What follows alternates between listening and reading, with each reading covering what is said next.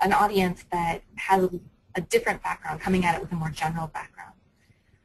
And that usually concludes the program for our local SMART teams. A subset of them will self-select to attend research meetings. So we do have the opportunity to take our SMART team students to the experimental biology meeting, and they have an opportunity to present during the ASBMB's undergraduate poster session. This is an opportunity for those students to experience what it's like to be at a research meeting where you see people coming together and discussing their specific projects and the collegiality of it and talking and collaboration. And it's an awesome opportunity for these students to really see science at action and to become members of that scientific community.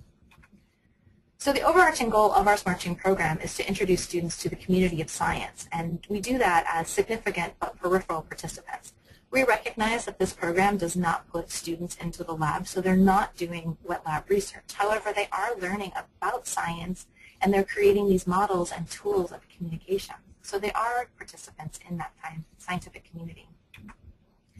So as active participants in this community, our SMART Team goals include that the students will be able to discuss the process of modeling. As Tim mentioned, we talked about the conceptual model and the mental model. So we see that researchers use many different types of models in their work, and we want the students then to pick that up.